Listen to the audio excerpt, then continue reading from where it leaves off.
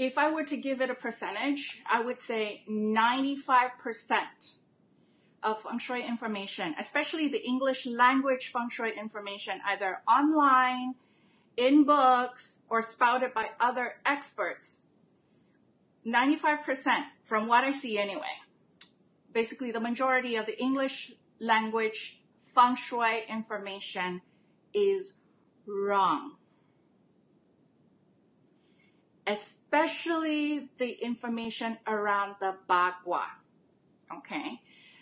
If you've been on the Feng Shui research journey for any amount of time, you would have heard about the Bagua, which is the, I have a sample here, right? If you guys can see, it's probably a little bit bright. But this, you know, the octagonal shape, and there's been a lot of confusion about how it is used. There's been a lot of confusion even about how the Bagua, how should I say? So basically, how do you use the information that's in the Bagua? So if you guys are familiar with this one here, right? This is I'm sorry to say, this is the fast food Feng Shui. I know it's a little bit bright for you guys, but this is where it has, now it takes, it's an offshoot of what is classically considered the Bagua, but then it's been changed to, I don't know the full history of this, but this is definitely not the one that you should be using when you do your Feng Shui, okay? So the ones that most of you guys are aware of is, so this is the south, this is the north, west, east, and so on and so forth, right? So the idea is that the south is the fame corner, the southwest is the relationship corner, the west is, I don't even know, the west is they call it the children or the creativity corner. Northwest is called the travel corner or the helpful people corner. North is the career corner, supposedly. Northeast is the knowledge or education. East is family. And then Southeast is money corner, right? How many of you guys still think Southeast is always, always, and forever the Southeast corner? How do you guys still have that misconception? You probably don't even know it's misinformation, misconception. I am breaking this myth, the bane of my existence as a classically trained Feng Shui consultant, because this is the one that really ruins a lot of you guys. So many situations, like for instance, someone on the live stream a few weeks ago just said, oh, he thought he was activating his career corner, and he put a water feature in the career corner because, sure, the element of the north is the water. I don't disagree with that. That is what is the classical formula. So unbeknownst to him, he was misguided by all these wrong information out there. He put water or a fountain in his career corner, and things got worse, he said. I've also had many, many clients over the past 8-9 years I've been a consultant. I have many clients who think that their wealth corner is in the southeast corner. And what do? They activate it. They put a fish tank. Again, they put a water feature. And in fact, two who brought me in, the moment I came in, I did my compass reading, and I saw in the southeast corner is a water feature. And I said, you know, you've been doing do-it-yourself Feng Shui, haven't you? And they're like, no, actually the consultant, we had a consultant before, and he or she told me to put it there to activate for money. But what happened? These two, actually, they were at the brink of bankruptcy. And I asked them, things got worse after you put the money feature, the water feature there, didn't it? And they said yes. And very quickly as well. So this thing here, okay, if you're still doing your Feng Shui based on this, based on the fame direction, you know, marriage direction, travel direction, whatever, you need to stop. Especially when it comes to activations. Okay, because this will dig a deeper hole for you. And I've seen it. Some of you guys probably are seeing it as well, and probably wondering what the F is happening. I followed this to do my feng shui, but nothing is working. I don't know why. This is why. Okay. So what I will show you for the rest of this video is not going to, the main intention for this video is really to have you stop doing it this way. Okay. And the obvious next question is, well, Safrina, then what else do I do? Real feng shui. Now, Ari, you've taken my certification course, right? My feng shui certification course. Those who study true feng shui will realize that there is so much to learn, even on an intermediate level. That's what the feng shui certification is. Even at a beginner to intermediate level, there's so many theories, so many formulas to remember. And then you also realize that feng shui is not simple. That is part of the reason why I can't write a flying star feng shui book, because it'll take me years, because there's so much to cover. And that is also why I can't just have someone ask me a question on a live stream and I can't just give you a quick general advice, because feng shui done properly is not generalized. How is it possible that every home worldwide has the same energy? How is it possible? It's not. Okay? So every space has a specific energetic blueprint to it.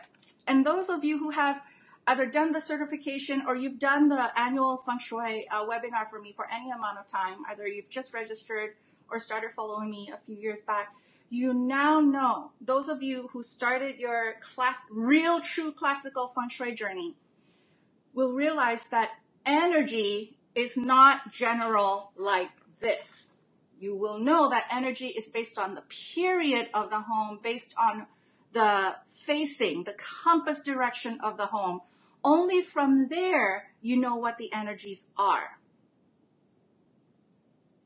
So, you know, like some of my students who took the course, they're like, oh, now we know why you can't just answer simple general questions on social media or whatever, because I don't have enough information about your home to give you proper recommendation.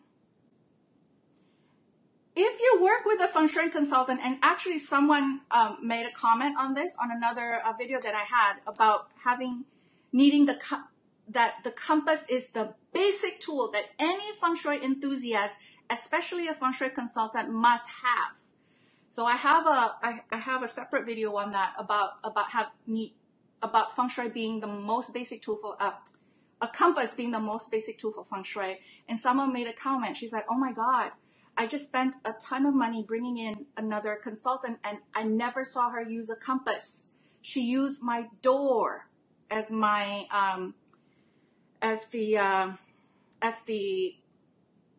she used her door to kind of calculate the energy." Guys, that is not how it is used. Doors to feng shui are important, but it only determines what are the strongest energy that's coming through the door. You do not do your feng shui placements with calculations based on the door. Okay. So, now that I've told you guys to forget about this, what can I tell you about how it is done, or how the real Feng Shui Bagua is? So to be honest with you, I tried. I'm too lazy. I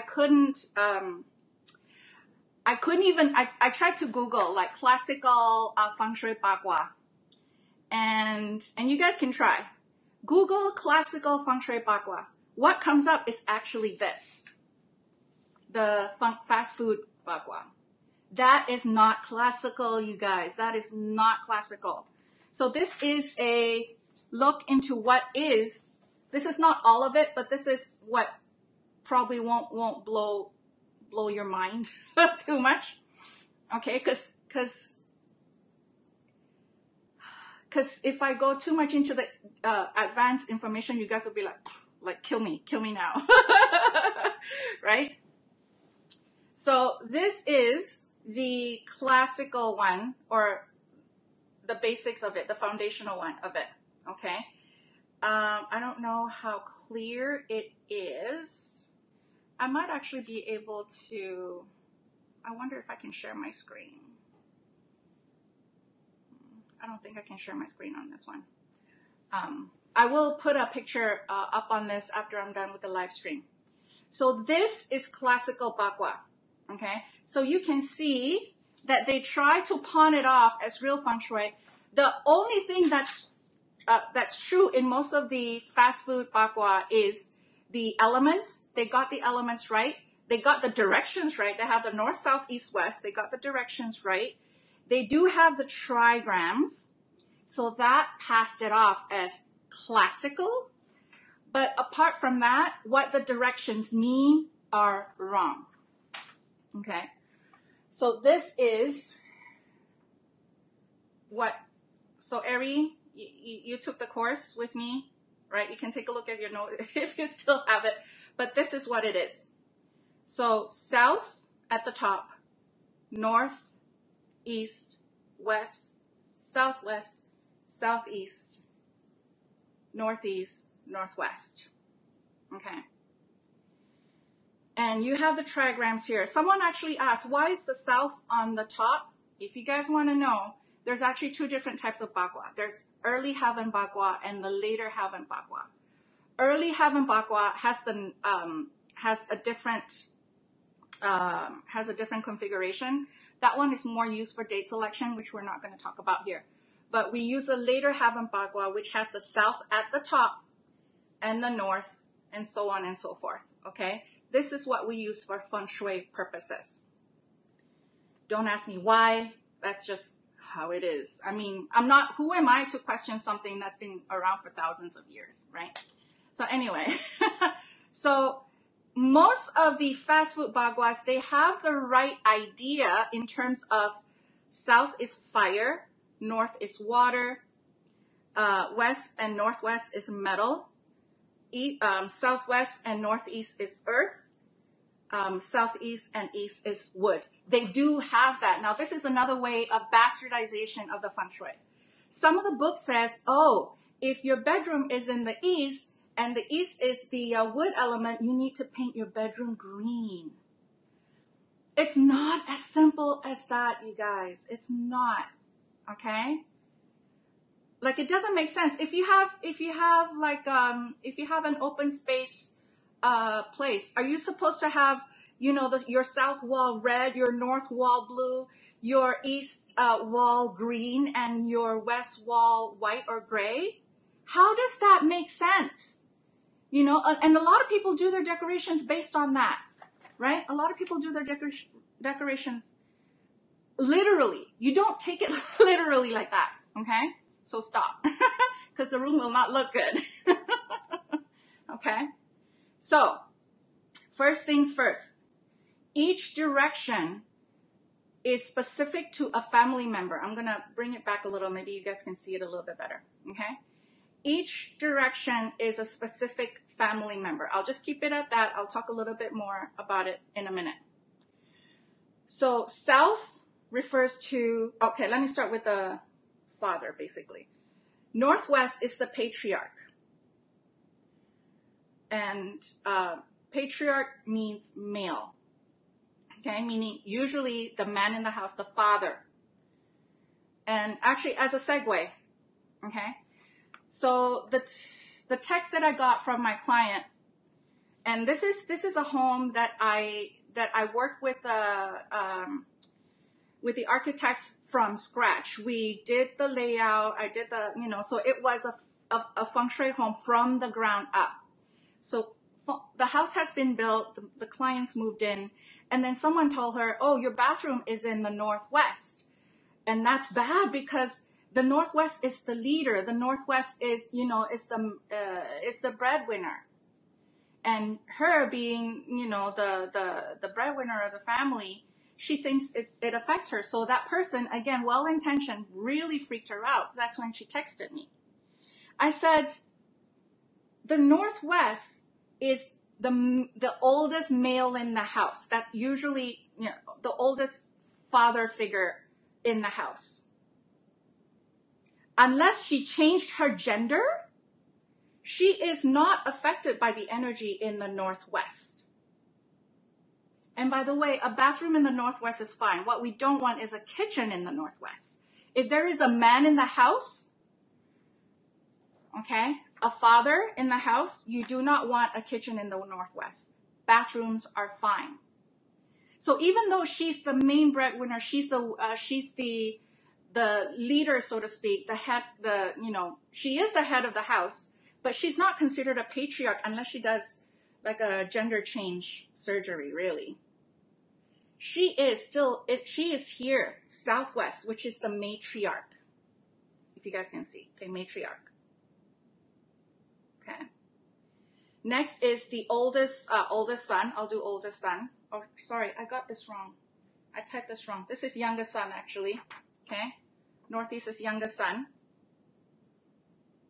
And then the oldest daughter in the Southeast. Oldest son is the East. Youngest daughter in the West. Middle daughter in the South. Middle son in the North. Now, there are a couple of questions around this. As a tip, you guys are gonna, a couple of you are going to be joining me in March for a Feng Shui certification course. Ari, you're still here, right? How much time did we spend on the Bagua when we did the course? A lot of time, because a lot is based on the Bagua, but it's not how you think it is. So I'm going to go through as much as I can on a live stream in terms of how it's really being used. So what happens if you're just, if you are, how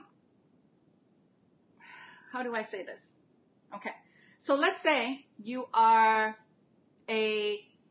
so you're married and, okay, let's say it's a dorm, right? Like my building here. We're close to University of Toronto. There are a lot of condos that are, that are taken up by students. So there's no mother, there's no father or whatever. But if there is a specific energy in a room that's bad for the middle son, for instance, then if you're the middle son and you stay in that bad room for the middle son, you will get affected. Everyone else will be okay. And without making too much confusion, there's actually age and marital status and parental status as well that goes into it, right? So for instance, you could be a husband and wife. Husband and wife, you move into a place, but you are yet to have children. So you're still not considered a patriarch because no one's calling you daddy as yet. Unless and until you have children, you're not the matriarch, you're not the patriarch. You're still the oldest son or the oldest daughter. Okay, that's going a little bit more advanced, but I know some of you guys are also gonna ask me, what happens if I don't have three sons and three daughters? What happens to this? Then you actually go back to the age, the marital status, and the I don't know if it's actually a word of parental status, whether you're a parent or not. You could be married, but you're childless. That gives you a different status here.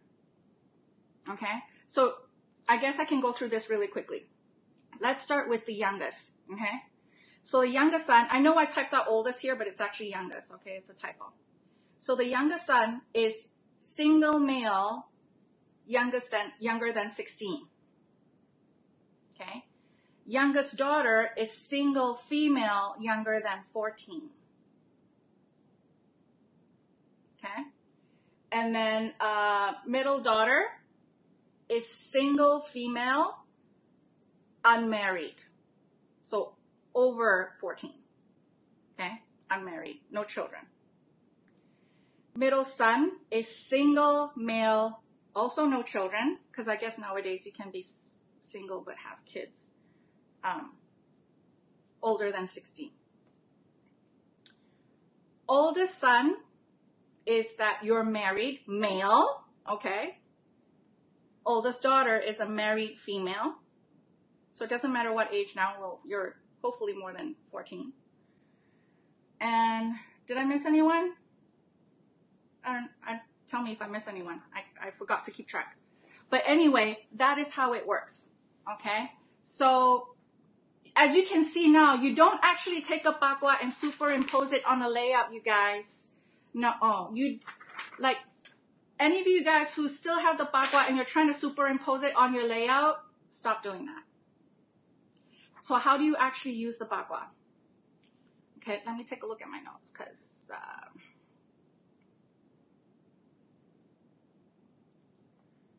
and you don't follow the kwa number. Again, forget about the kwa number. You don't use the fast food Feng Shui Bagua. You don't use the kwa number, period.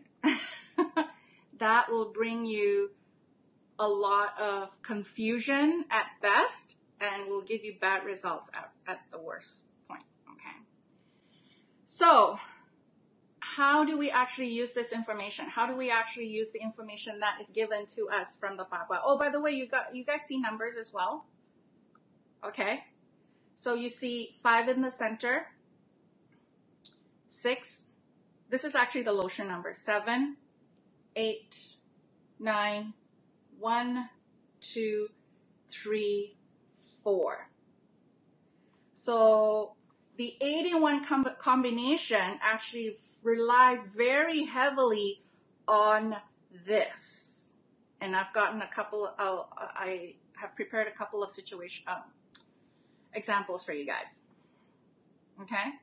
So for every direction on the pakwa, not necessarily direction on your layout, okay? There is a difference. For every direction on the pakwa, for instance, the southwest is the palace of the matriarch, is the element of earth, and if you want to give it a number, like not the flying star number, I guess, but it's 2. I guess you can call it flying star number, just to make things simple. And this is the trigram. And this trigram, the trigram of Kun, in terms of health, oh, I should talk about health, okay? So every trigram also has a link to how the energy affects us physically in terms of our health, for instance, okay? So the trigram of Kun being being the matriarch is the abdomen, right? The mothers give birth, so it affects health around the abs area, affects the skin, okay? The patriarch in the northwest is the head. It affects the head, okay? You can find information about this online. This is mostly true. Most of the information with regards to the health direction is correct. So I won't go through everything, but like the middle son is ear and kidney. I shouldn't say the family member because that's gonna confuse you. The trigram Kan affects ear and kidney. The trigram Kun affects hand. The trigram Zhen affects feet. The trigram Shen affects butt and hips. The trigram Li affects eyes and heart. And the trigram Dui affects mouth and lung.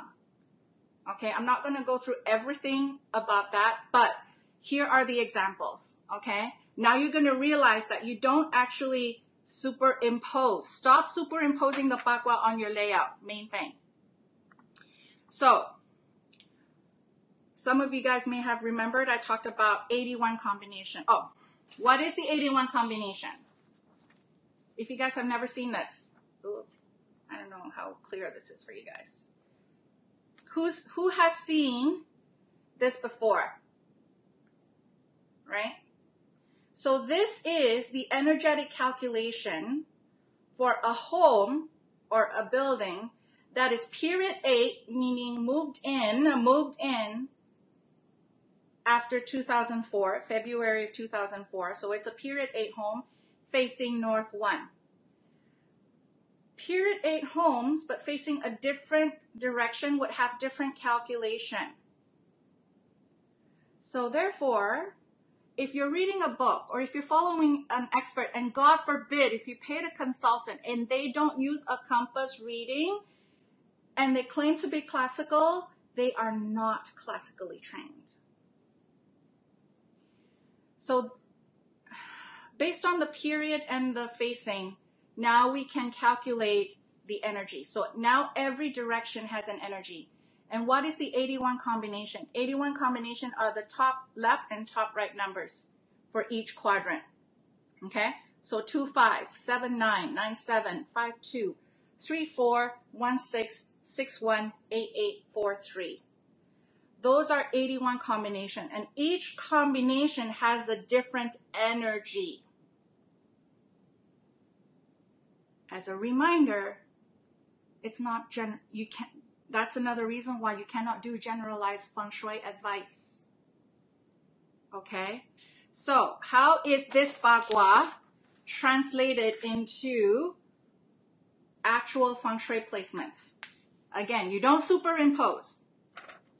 So for instance, 3-2 or 2-3 combination. So I don't have that here. I guess I should have. But if you're seeing like a 2-3 or a 3-2 combination, okay, that means abdominal complications for women. And again, I didn't make this up. This is just formulas that's been passed down by my grandmaster.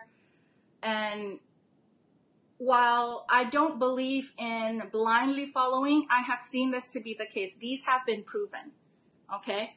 2, the combination of 3-2 and 2-3, why does it impact the abdominal area for women? Because the number 2 here is matriarch and affects abdomen and skin. Okay? You can potentially have skin issues as well, but mostly abdominal. Okay? If you have 5-8 or 8-5, okay? Again, if you plot your 81 combinations and you have, let's say, 5-8 or 8-5, it represents sickness, especially worse for the youngest son. Okay, we don't like 5 anyhow, right? In Flying Star, 5 is the worst number. And 5 affects the 8. What is 8 in this trigram? In this bagua? 8 is the youngest son. And what kind of illness? It's general illness, but very likely relating to the hand. Could be hand injury, right? And then 8-2 or 2-8. So again, you take your period, you take your facing. If you're seeing 2-8, are you guys able to see this? If you're seeing anywhere 2-8 or 8-2, let's say if it's a master bedroom, right? There's 2-8 in there. It's a master bedroom. This actually, and if you guys can see, 8 is the youngest son. 2 is the married woman who's also a mother, okay? 2-8 and 8-2, I have seen this, are affairs between older woman, i.e. matriarch, with a younger son, with a younger female, which is usually underaged. Okay. And if there's 8-7 or 7-8, okay, if it's anywhere here, 8-7 or 7-8, going back to this, 8 is youngest son, 7 is youngest daughter, okay? Kind of like a Romeo and Juliet kind of thing. It's potential for these younger girls and younger boys to run away together, i.e. eloping. Okay. And I actually have a situation of this. I saw this the daughter's room had this energy and was very much, you know, in love with the boyfriend at that time. And, you know, my client wasn't very happy about it. And I said, you know what? If you don't want her to run away, you need to be at peace with her choice, because otherwise she's going to choose to be disconnected to you. And she's going to choose her path no matter what you say, right? So the daughter is still with the family. What happened was that they allowed the boyfriend to move in because they don't want to lose the daughter. Because I can tell you, and it's, again, Feng Shui is not always about placement. It's also about your awareness and how you deal with situation. So I've seen the 8-2 and the 2-8 as well. And obviously this was not something that the client readily supplied to me in terms of information. But Flying Star Feng Shui don't lie. And I approached her with it. And I said very gingerly, because you don't want people to feel offended. But she fessed up to being tempted, haven't acted on it yet. So one is awareness. I told her, obviously don't, because it's not going to end well. And then I actually put her in a different room. Okay. That, you guys, is how, so the pakwa is very important in Feng Shui. It's definitely very, very important. But what we look in the pakwa is the trigram.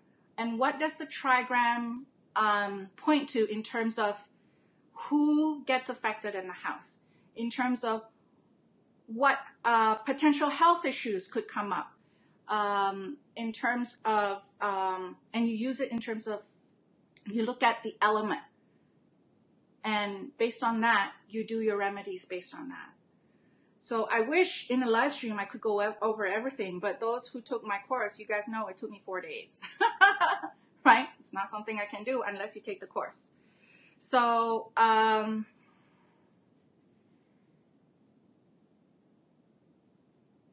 Eva asked, how do you plot Feng Shui combination? There are calculations out there. So you just put in the year that you moved in, and you put in the facing of your home, the direction of your home. And the calculator is going to basically plot out the energy for you. The trick is to actually know what the numbers mean, unfortunately. So you can have this chart, but you won't know what it means unless you have the proper information. And even the facing, you have to be really careful with the facing, because, well, most houses, most buildings, the facing is pretty straightforward. Most of the time it's the front of the building, or where the main entrance is, but that's not always the case. Oh, I guess that's a great segue. For those of you who are registered for Feng Shui 2019, if you want some help, actually, I forgot the date. I think it's October 3rd. So those who register for Feng Shui 2019, especially if this is your first go-around with me, my bonus webinar number 3 is for me to help you determine the period of your home and the facing of your home. Because some of you guys are, and determining the period of the home can be very confusing as well. So we'll go over that. And determining the facing of your home, you can send me a Google Earth shot of your home and we'll figure out where the facing is. That is where you take your compass reading. If you get your period wrong, if you get your facing wrong, even if you have a calculator, it's going to give you the wrong numbers. Okay? So, any other questions with relating to this? Sharifa, am I pronouncing it right? Do you teach Feng Shui online? I don't teach the course online. I do have a course coming up in March. If you guys are interested in that, then you send me an email or you shoot me a message here on Facebook, and I'll give you the link to the course. I am holding another one in March. But if you want to start learning more, actually I should put up. So if you guys are not yet signed up for Feng Shui 2019, but you want to, just go to fengshui2019.com. The next webinar is October 3rd. So if you register now, then you can email me your questions with regards to determining your period and your phasing, and we can go over it on the webinar. For those of you guys who are already registered, I will be sending out an email about this, and you can start sending me your questions. In a nutshell, stop thinking your relationship corner is the Southwest or your money corner is the Southeast, because this is what determines it. Okay? This is what determines where your money corner and where your relationship corner is.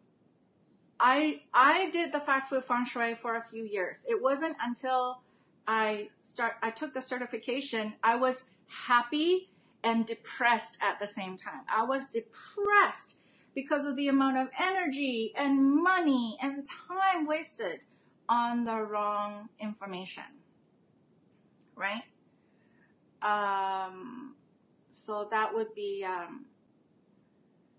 so that is how you need to take it from here. Yvette says, I would need an actual layout of that, of what? Of your home? Yeah, so for those of you who registered for Feng Shui 2019, again, it's over here on this corner here, Feng Shui 2019.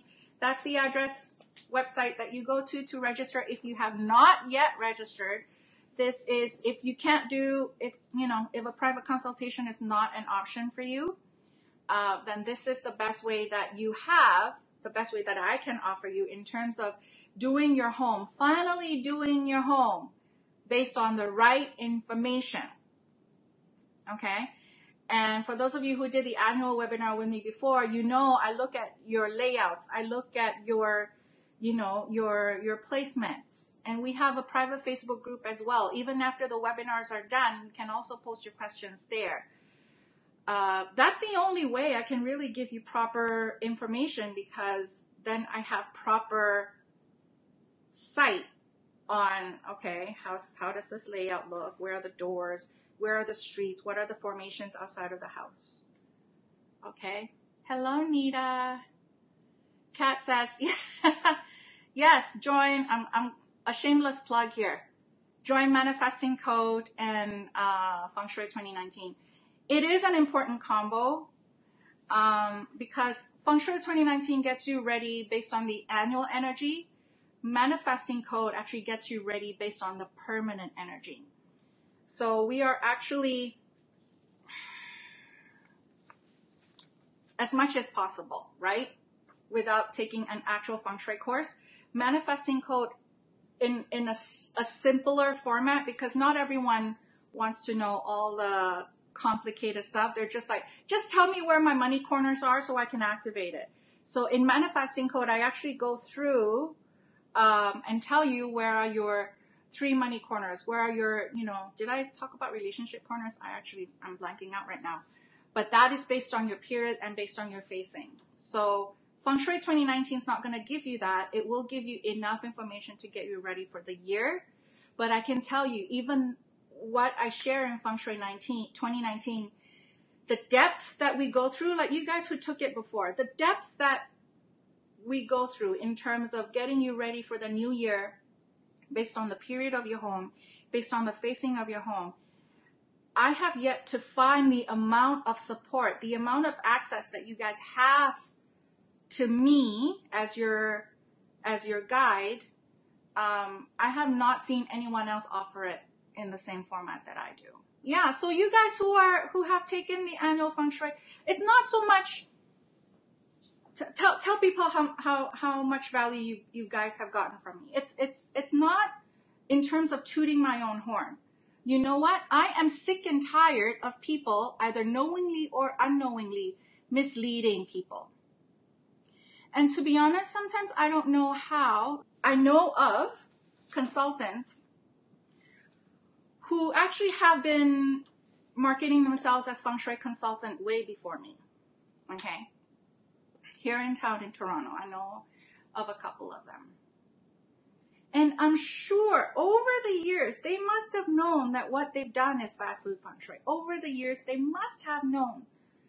Someone must have told them, and yet they still keep taking money doing the wrong feng shui. And that irks me. That is my biggest issue with this industry, to be really honest with you. Because it's so easy to be a feng shui consultant. And to be honest, I don't even know if all of them even took a course. Some of them probably even just read a book and started marketing themselves as a feng shui consultant. For me, I told my husband, I need to make sure before I take a cent from anyone that whatever information that I give is the right information. So I only felt good after I did my certification. And I made sure that lineage was really important for me. I wanted to know who taught my teacher and who taught my teacher's teacher. That was important for me. And I chalk it up to good karma that I found the right school, that I found the right teachers and the grandmasters. So I am and even after doing my certification, I was still kind of just, okay, let's see how much of this is the truth. So many times after I plotted this out, without the clients telling me too much, usually they tell me enough. But when I look at this and I look at the combination, the 81 combination, and again, some of the stuff are very sensitive, right? It would be, have there been like alcoholism issues since you moved in? Or, have there been any affairs? Or have you been really sick? Have people started getting really ill since you moved in?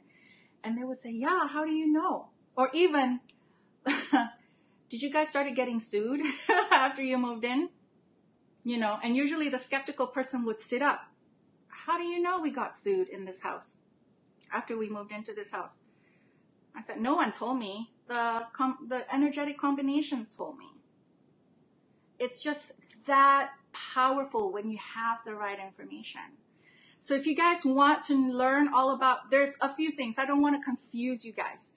If this is your first time hearing about the wrong Feng Shui Bagua, and you're confused anyway, and you want to start getting your house ready for the year, then you join me in FengShui2019.com.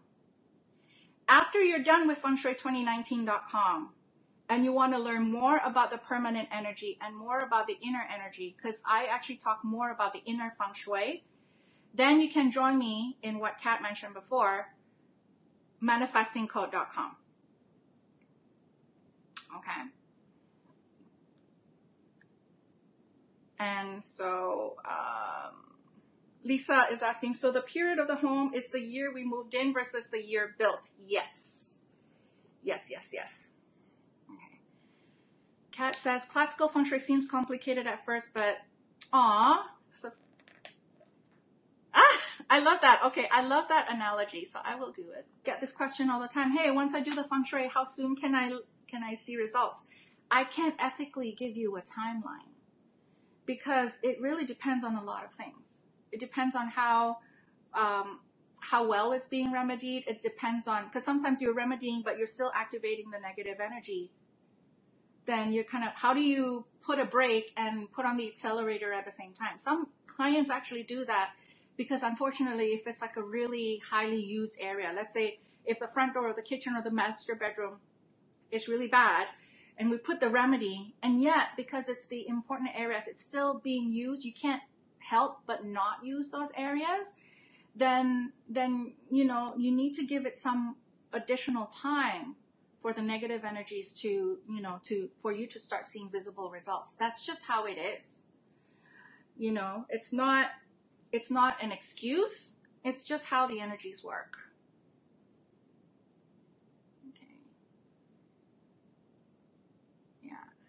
Okay, I think, we've been going on for almost an hour now. Thanks so much.